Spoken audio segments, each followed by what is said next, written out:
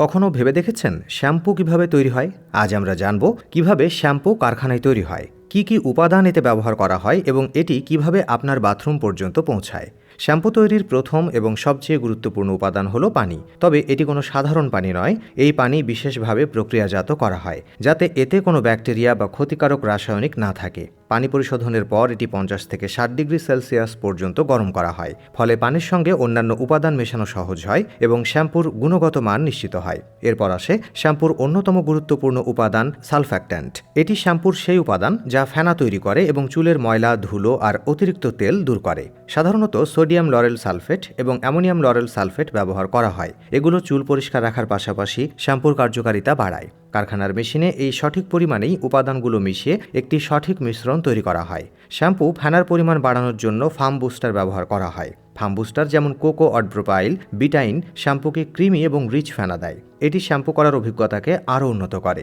এরপর শ্যাম্পুর ঘনত্ব ঠিক রাখার জন্য থিকনার যোগ করা হয়, যেমন মিথাইল সেলুলোজ।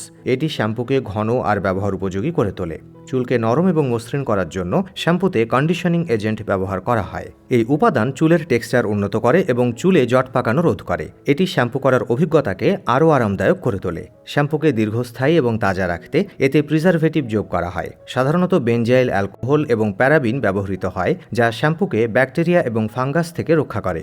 এর ফলে শ্যাম্পুর শেলফ লাইফ বৃদ্ধি পায় এবং এটি দীর্ঘদিন পর্যন্ত ভালো থাকে। শ্যাম্পু রং এবং সুগন্ধ যোগ করার জন্য এতে বিভিন্ন সিনথেটিক কালার এবং ফ্লেভার ব্যবহার করা হয়। ফ্রুটি এবং অন্যান্য সুগন্ধি শ্যাম্পুকে আরও আকর্ষণীয় এবং ব্যবহারকারী বান্ধব করে তোলে।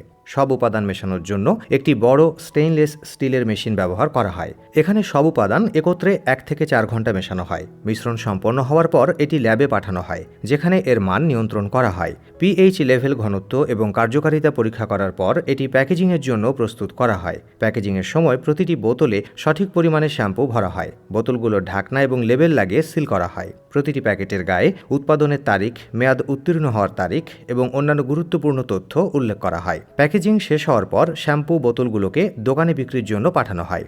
এভাবেই আপনার প্রিয় শ্যাম্পু কারখানা থেকে আপনার বাথরুম পর্যন্ত পৌঁছে যায়। আপনার কি শ্যাম্পু তৈরির এই প্রক্রিয়া জানা ছিল?